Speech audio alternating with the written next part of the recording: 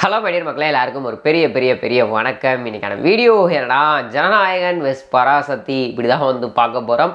என்ன அப்படின்னா, முதல் ஜனநாயகன் ஆல்ரெடி 9ஆம் தேதி ரிலீஸ் பண்ணுறோம் அப்படின்ற மாதிரி வந்து சொல்லிட்டாங்க. ஸோ அதுக்கப்புறம் பராசக்தியும் வந்துட்டு நாங்கள் 14ஆம் தேதி ரிலீஸ் பண்ணுறோம் அப்படின்ற மாதிரி வந்துட்டு ஒரு டேட் ஒன்று வந்துட்டு ஃபிக்ஸ் பண்ணி போய்கிட்டு இருந்தது. சரி, ஓகே, இது 9ஆம் தேதி வருது, அது 14 வருது, கிட்டத்தட்ட ஒரு 5 நாள் கிட்ட வந்துட்டு அந்த கேப் இருக்குது.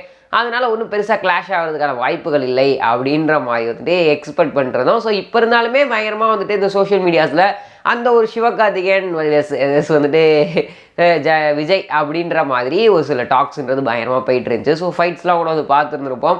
எங்கள் படத்து கூட எப்படி ஒரு படம் வரப்போகுது அப்படின்ற மாதிரிலாம் வந்து சொல்லியிருந்தாங்க. ஸோ ஓகே, கண்டென்ட் வைஸ் நல்லா இருந்துச்சு அப்படின்னா அந்த படமும் சூப்பராக கலெக்ட் பண்ணும் பராசக்தியும் அப்படின்றது தான் வந்துட்டு போயிட்டு இருந்தது. பொங்கல் அப்படின்னும் போது தொடர்ந்து நிறைய நாட்கள் லீவ் இருக்குது அப்படின்னும் போது எல்லாரும் போய் வந்துட்டு ஒரு 2 படத்தையும் பார்ப்பாங்கப்பா அப்படின்ற மாதிரி தான் வந்துட்டு போயிட்டு இருந்த டைமில் இப்போ டக்குன்னு ஒரு விஷயம் வந்துட்டு சேஞ்ச் ஆகிருக்கு. என்ன அப்படின்னா, பராசக்தி டீம் வந்துட்டு இப்போ ஜனவரி 14 ரிலீஸ் பண்ண போகிற படத்தை ஜனவரி 10க்கு சேஞ்ச் பண்ண போகிறாங்க அப்படின்ற மாதிரி டாக்ஸ் வந்து போயிட்டுருக்கு.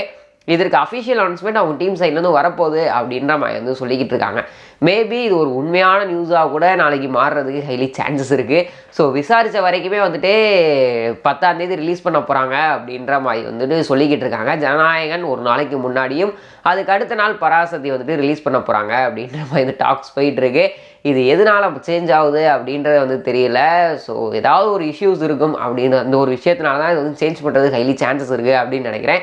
ஒருவேளை அந்த படத்தை ரெட் ஜெயின்ஸ் வந்துட்டு இது பண்ணுறாங்க அப்படின்ற மாதிரி வந்துட்டு கூட போகிறதுக்கு ஹைலி சான்சஸ் இப்போ மாறுச்சு அப்படின்னா அந்த மாதிரி தான் வந்துட்டு அது வந்துட்டு போகுது அப்படின்ற மாதிரி வந்து நினைக்கிறேன். ஸோ இதை வச்சு ஒரு பயங்கரமான கிளாஷ் வராமல் இருந்துச்சுன்னா ரைட்டு அப்படின்ற மாதிரி தான் வந்து தோணுது. ஏன்னா ஜனநாயகன் இப்போ எல்லாருக்குமே வந்து தெரியும், விஜய் சாரோட கடைசி படம் அப்படின்னும் போது டெஃபினட்டாக ஃபேன்ஸ் வந்துட்டு அந்த படத்தை பயங்கரமாக செலிப்ரேட் பண்ணணும் அப்படின்ற மாதிரி வந்துட்டு நினைப்பாங்க. அதில் தப்பு இல்லை அப்படி தான் வந்து நினைக்கிறேன். ஸோ சிவகார்த்திகேயன் ஃபேன்ஸுமே அவங்க டீமில் இருந்து வந்துட்டு எங்கள் பாலிங்கால் படம் வருதுப்பா அப்படின்னு போய் பார்க்க போகிறாங்க.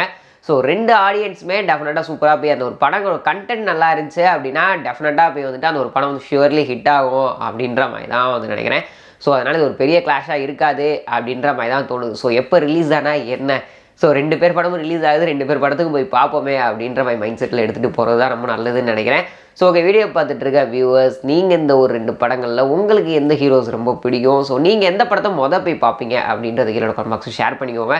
இது போன்ற சுவாரஸ்யமான சினிமா நியூஸ் அப்படின்னு சொல்லி பார்க்க தெரிஞ்சுக்க நம்மளோட சேனலை மறக்காம சப்ஸ்கிரைப் பண்ணிட்டு கூட பெல் ஐக்கன் கிளிக் பண்ணிக்கோங்க. அப்போ தான் நான் போகிற வீடியோஸ் வந்து உடனுக்குடைய நோட்டிஃபிகேஷன் ஆகும். Tata, bye bye.